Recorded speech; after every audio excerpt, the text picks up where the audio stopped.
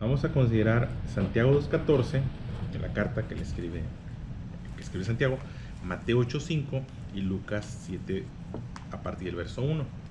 Hay una historia que captura San Mateo, los cuatro evangelios. Es como observaron o cómo vivieron cuatro personajes diferentes la vida del Señor Jesús: Mateo, Marcos, Lucas y Juan. Algunas historias se repiten en los cuatro evangelios, algunas solo aparecen en una. Esta es una de esas historias que se repiten en dos de los evangelios, en Mateo capítulo 8 y en Lucas capítulo 7. Es la misma situación, la misma historia, pero como que se complementa. Y es muy interesante cuando se complementa, porque si te quedas con una parte de la historia, como si llegaras a la mitad de una película, pues no la entendiste, o no la comprendiste, o más correcto sería entrar a mitad de clase. Tenemos un maestro que no nos dejaba entrar, después de 10 minutos no entra, y dice: ¿para qué? No vas a entenderme, no vas a comprender. Lo primero que dije es la base para lo demás, los primeros 10 minutos son la base para los otros 50. Entonces, te quedas fuera de contexto. Yo empezaría con Santiago capítulo 2, verso 14, una observación que hace Santiago. Dice en el capítulo 2, verso 14: hermanos míos, ¿de qué aprovechará si alguno dice que tiene fe y no tiene obras? ¿Podrá la fe salvarle? Ahí se las dejo, ahorita regreso, voy a regresar a él, pero ahí se las dejo. Este es un personaje que en algún momento, esta expresioncita que está ahí fue complicada. Si han escuchado acerca de Martín Lutero era un personaje que, sacerdote católico que, tuvo sus opiniones encontradas, pero estaba peleado con la carta de Santiago. Él expresó en su momento que la carta de Santiago no debía estar en la Biblia porque contradecía su tesis. Estaba peleado. Él decía que 2 libros eran considerados paja, así lo dijo en su momento. Se refería al libro de Esther y se refería a Santiago. No le gustaba el libro de Santiago porque el personaje era solo fe, solo fe, solo fe, solo fe, solo fe, muy centrado en la fe. Y bueno, la fe es importante, pero a la hora de comprender la fe, Santiago lo aterriza de esta manera.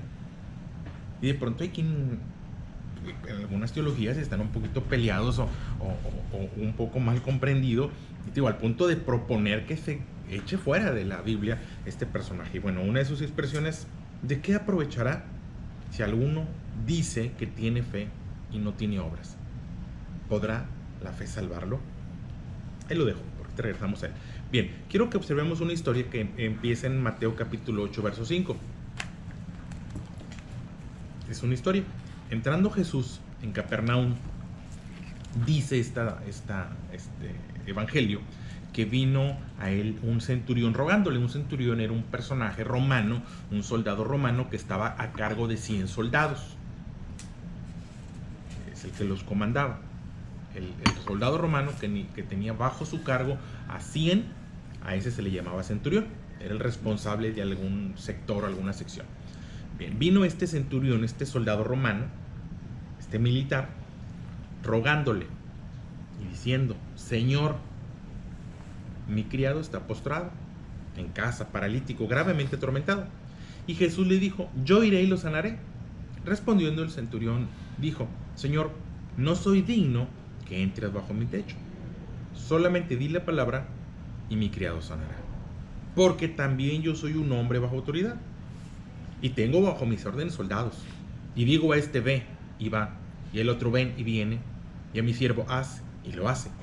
Al oírlo, Jesús se maravilló y dijo a los que le seguían: de cierto os digo que ni aún en Israel he hallado tanta fe. Es un hombre, un militar, un hombre de autoridad, un hombre que te levantas, te sientas, vas y vas, vienes y vienes, muy objetivo, muy pragmático, no emotivo, no emocional. Una persona que entiende la importancia del orden, de mantenerse en el orden, de no salirse del orden.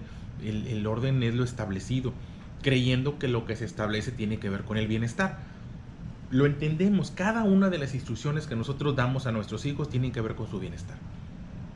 Cuando tú le decías a tu pequeñito o le dices a tu nieto, no mete los dedos en el enchufe, no estás buscando tu bienestar, no estás buscando evitar un cortocircuito en tu casa que vaya a lastimar las instalaciones. No, hombre, eso es secundario. Estás dando una instrucción, estás estableciendo un orden, pero tiene que ver con el bienestar de la persona. Cada una de las instrucciones que nuestro Dios nos da tiene que ver con nuestro bienestar, no con su beneficio. Sí entiendo que en los gobiernos humanos algunas leyes se hacen para buscar el beneficio de algunos particulares, pero estamos hablando de lo establecido por Dios. Bueno, este personaje es romano, hay una realidad ahí histórica acerca de que el pueblo de Dios ahora estaba bajo el dominio de los romanos, hay cierta rivalidad porque son los opresores de ellos, hay una recaudación de impuestos que tiene que ver con los romanos y bueno, hay un descontento. Sin embargo, este personaje reconoce al Señor Jesús. Lo reconoce y lo reconoce como autoridad, a pesar que es socialmente hablando o culturalmente hablando es inferior a él, porque pertenece a otro pueblo. Y se vuelve ejemplar, y se vuelve ejemplar para el pueblo de Dios en el momento que el Señor dice, no he encontrado en Israel, en el pueblo de Dios, los hijos de Dios, no he encontrado tanta fe. Y bueno, es la historia de alguien que rogaba por sanidad, alguien que está intercediendo por alguien a quien él importa, y alguien que demuestra su fe. Esa expresión, solo di la palabra, no tienes que entrar en mi casa. Es alguien que cree en la palabra de Dios, en el poder de Dios, hasta las últimas consecuencias. Lo que tú digas, como tú lo digas, cuando tú lo digas. Es un militar. Es un hombre de fe. Y si la historia solamente quedara ahí, es suficiente.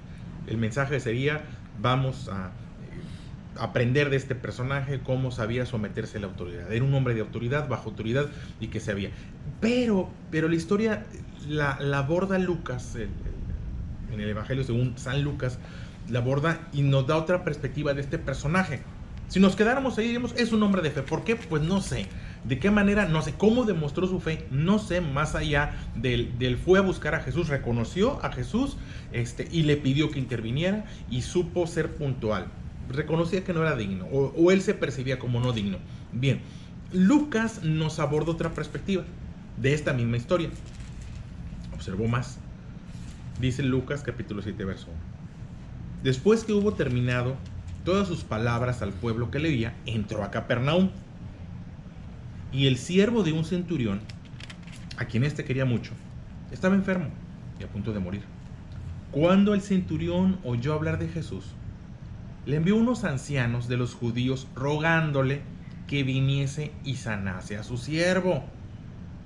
Ellos vinieron a Jesús y le rogaron con solicitud diciéndole, es digno de que le concedas esto. Dijeron los ancianos. Los ancianos interceden por él.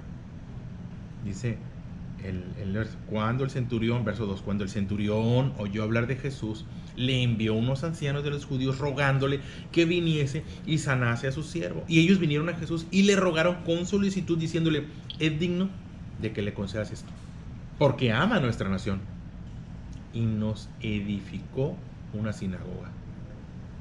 Y Jesús fue con ellos. Pero cuando ya no estaba lejos de la casa, el centurión envió a él a unos amigos diciéndole, Señor, no te molestes, pues no soy digno de que entres bajo mi techo.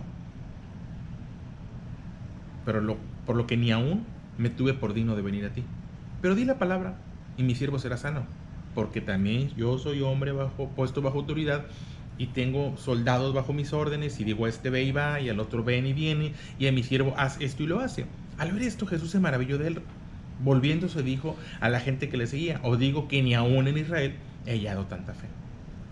Y al regresar a casa, los que habían sido enviados hallaron sano al siervo que había estado enfermo. Y bueno, nos da un panorama más completo, una historia más completa y bueno, algo que pues a lo mejor pudiéramos observar, no sé si aprender. Esto ya es cuestión de lo que Dios mueva a cada uno.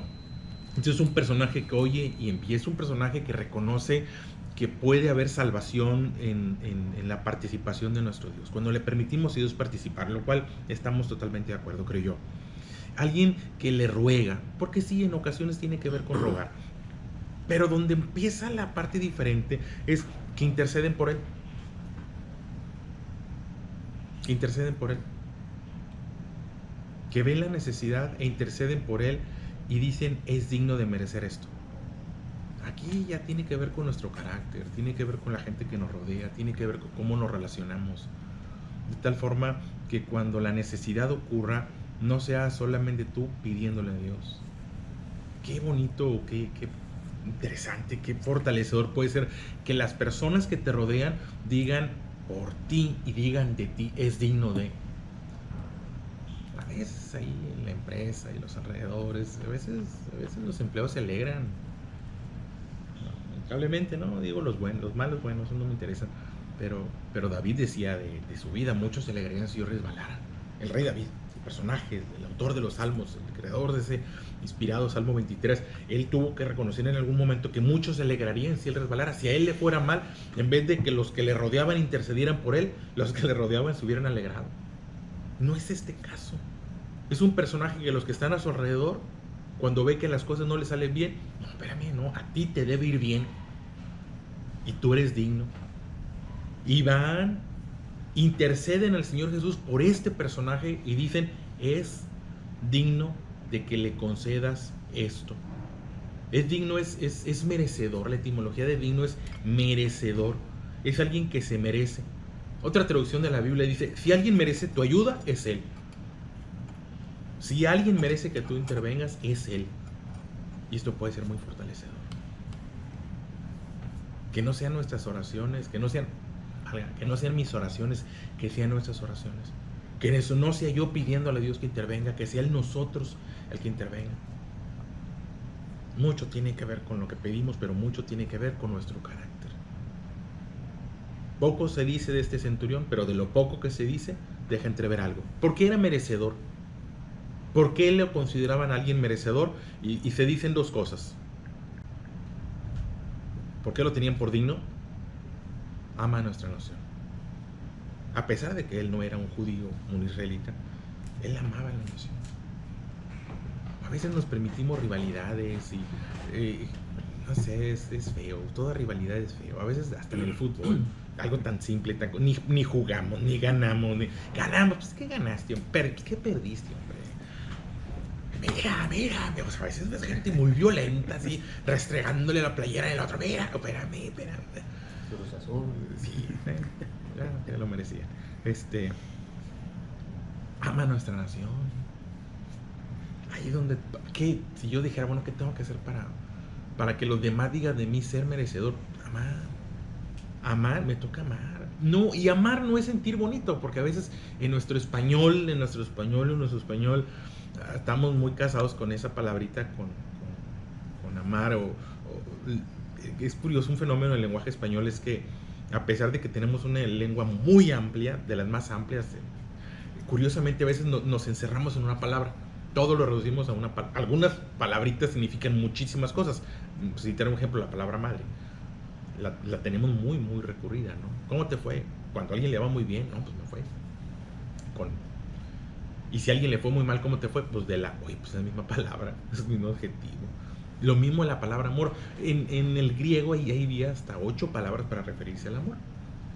Entonces cuando dice ama a nuestra nación, no necesariamente sentir bonito, sentir pasión. No, tiene que ver con ser responsable, con darle a cada quien lo que le corresponde, con buscar ser propicio. Si me dijeras qué palabra o otro adjetivo utilizaríamos, bueno, es alguien que es propicio para nuestra nación, que no es rival, que no está buscando la rivalidad, que lo que tiene a su alcance, pues de lo que no tiene, no lo tiene, pero lo que tiene a su alcance, ama a nuestra nación. A veces nosotros nos peleamos ahí lo editan, con de Veracruz. Pues espérame, pues somos mexicanos. Ya, punto, somos mexicanos. No permitimos la rivalidad. No, si eres de mi escuela, sí, si le vas a mi equipo, sí, si eres de mi partido político, no te quiero decir las broncotas que hay, los sombrerazos. Pues este soldado romano no era del mismo partido político que los judíos, definitivamente no era de su partido. Sin embargo, ama a nuestra nación. Ama a nuestra nación. Es propicio, es responsable con nuestra nación. Y la siguiente expresión que viene ahí, ya es, nos edificó una sinagoga. Los recursos que él haya tenido, a lo mejor solamente fue gestor, no sé si le haya costado de su bolsa, no lo puedo decir, pero sin embargo provocó que sucediera. Hace algunos años escuché y Me dio mucho gusto cómo parte del grupo, el grupo se organizaba porque estaban construyendo un campanario para una iglesia. Sí, qué padre, no sé, qué bonito. No me congrego ahí, pero es algo donde se congregan los que creen lo mismo que yo. Somos los mismos. Quiero pensar y me gusta pensar que somos los mismos. No debe haber rivalidad. Oye, están invirtiendo. Es lo mismo que hizo este personaje. Los ancianos, los judíos, no tenían rivalidad con él ni él con ellos. Y cuando las situaciones salieron complicadas, ellos van, interceden por él y dicen: ama a nuestra nación. Ama a nuestra nación. No sé cómo reaccionaría si no sé, participamos en alguna iglesia, alguna denominación. Ay, las personas han creado denominaciones por, no sé, son muy creativos. Oye, pero es que esa no es mi iglesia. Bueno, pero es iglesia. Pues no es pues es mi iglesia. Es iglesia y necesita, se ocupan. Hoy hay una persona que tiene necesidad. Bueno, pero no es de lo. Espérame, puedes. Sin descuidar los tuyos, por supuesto, porque no se trata de eso. Los tuyos están solucionados, pero pues, bueno, ahí está. De acuerdo a la historia, los romanos no practicaban la religión de los judíos. Tenían sus propias religiones. Sin embargo, él les construye una sinagoga, nos edificó una sinagoga. Hizo un lado la rivalidad, hizo un lado las diferencias, fue comunitario, buscó lo común y solucionó su necesidad. Eso no lo dice Mateo, eso lo encontramos en Lucas. Eso me da pie a mí a decir, bueno, ¿qué provocó que los ancianos intercedieran por él delante de Jesús y le dicen: ven? Lo tenían por digno y le ruegan ellos. Primero van a pedir, pero luego ellos le insisten a Jesús: ven, ven, ven. Y son ellos los que traen al Señor Jesús con este personaje. Y sí, está la otra parte de la historia que ya veíamos ahorita. Ya la veíamos. Es un hombre bajo autoridad, de acuerdo. Es un hombre que sabe someterse, de acuerdo. Pero no dejemos pasar lo otro. No podemos reducirlo totalmente a lo cuadrado de la autoridad militar, que tiene su peso. Sí, no lo olvidemos, está bien, hay que estar bajo autoridad. Pero a veces, si no tenemos cuidado, la autoridad me va a limitar. No, este personaje tenía algo. ¿Por qué era digno? ¿Por qué la insistencia? Bueno, mira, amaba. El amor siempre va a ser la decisión correcta. Y te repito, no el sentimiento. El sentimiento es traicionero.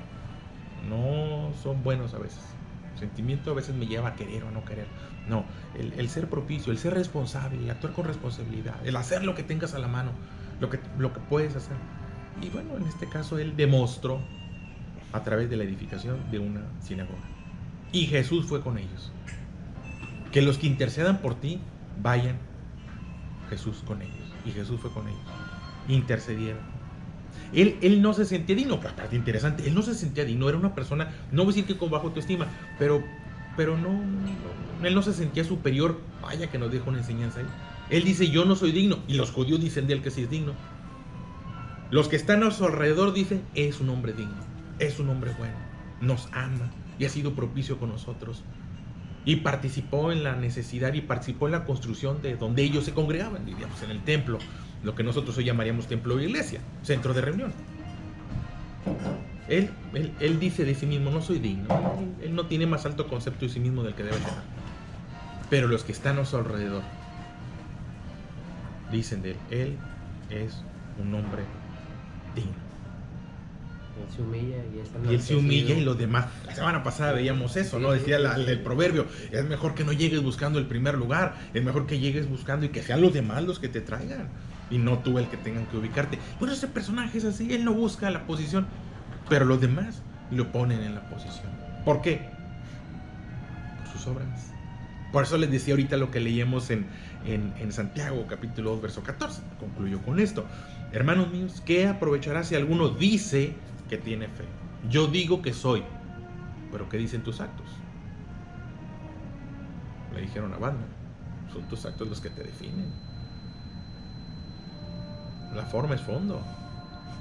Las formas que llevamos a cabo hablan de lo que está, donde está nuestro tesoro, está nuestro corazón. Lo que hacemos tiene que ver con lo que amamos, con lo que determinamos como valor. Ahí no hay forma, no puedo decir muchas cosas, pero a la hora de poner en práctica, nuestras prácticas demuestran lo que es. Por eso dice Santiago, ¿qué aprovechará si alguno dice que tiene fe y no tiene obras? ¿Podrá la fe salvarlo? Verso 15. Si un hermano o una hermana están desnudos y tienen necesidad del mantenimiento de cada día, y alguno de vosotros le dice, id en paz, calentaos y saciaos, pero no les da las cosas que son necesarias para el cuerpo, ¿de qué aprovechará? Así también la fe, si no tiene obras, es muerta en sí misma. Pero cada uno dirá, tú tienes fe y yo tengo obras. Muéstrame tu fe sin obras y yo te mostraré mi fe por mis obras. ¿Tú crees que Dios es uno? Bien haces. También los demonios creen y tiemblan. El creer es la primera parte, pero quedarse en el creer no te mueve en ningún lado. Dice la expresión de este personaje, yo te mostraré mi fe por mis obras. Yo queda demostrada mi fe o mi disciplina, porque les he dicho que la palabra fe está muy ligada a disciplina. Es un compuesto. Fe no es creer, fe es creer y poner en práctica, fe es creer y hacer, fe es llevar a cabo. Es más, si llevas a cabo y no crees, tiene el mismo efecto. Yo no sé si crees en los impuestos, sé las consecuencias de pagarlos y sé las consecuencias de no pagarlos. Además, no creas en ellos, pero págalos. Igual te quitas problemas. No creo, no pago, vas a tener problemas. No creo y pago, no vas a tener problemas. No creo en el reparto, pues no creas, pero cumple y te quitas problemas. O sea, esa es la expresión. Te mostraré mi fe por mis obras. Queda demostrado lo que es Dios en mi vida, lo que es su palabra en mi vida a través de las obras. Y este personaje, que seguramente no participaba de lo que ellos llamarían religión en ese momento, sin embargo, era un hombre de fe, era un hombre de práctica, era un hombre que amaba al pueblo de Dios, era un hombre que se dice de él que pues, en algún momento provocó la construcción del lugar de reunión. Me da gusto escuchar, de verdad, escucho y me alegro cuando los veo que invierten en banco de alimentos. Me encanta, me gusta mucho lo que hacen, cuando veo que edifican y que participan en la construcción de una torre, que participan en la iglesia o en la remodelación, que se invirtieron en una despensa, que todo eso. Hablando de fe. En nuestra congregación entra un hombre con anillo de oro y con ropa espléndida, y también entra un Dice ahí, y bueno, y no es para jactancia, no, hay veces que hacen cosas y vale más, se quedan por abajo nada más. Nadie se enteró, pues nada, aparentemente nadie se enteró. Pero Dios ve y la gente ve. Y son esas acciones las que demuestran la fe. Y quién sabe, pudieran ser esas acciones las que puedan provocar la intercesión. Que digan, no, a él no, él es un buen hombre, a ellos no, ellos son una buena familia, ellos son merecedores. La crisis llega, hombre, a todos en algún momento. El mundo puede tener situaciones complicadas y puede ser tan fortalecedor el saber que las personas no se están alegrando de nuestra situación, sino que están intercediendo con nosotros, por nosotros. Eso trae mucha fortaleza. Les dejo la historia para reflexión de él. Si te quedaras con Mateo dirías, bueno, pues era un hombre de autoridad y ya, y sabía obedecer y ahí queda. Era un hombre de fe, mucha fe, una fe ejemplar. Si se van a Lucas, te complementa y hay práctica, hay un porqué, o al menos algo, pudiera haber más cosas, pero hay una claridad de por qué los que le rodeaban decían que era alguien merecedor, alguien digno, alguien de fe. No es el creer solamente, eran las obras que él había llevado a cabo. ¿Cuáles? Pues yo mencionaría dos términos. Amaba y era propicio, era responsable, aún a los que eran diferentes a él. También invirtió. No sé si fueron recursos económicos o fueron recursos académicos o influencia, o solamente provocó, pero intervino en la necesidad de ellos. Y eso queda puesto de manifiesto. mostró o demostró su fe a través de las obras. Se los dejo a reflexión. Vamos a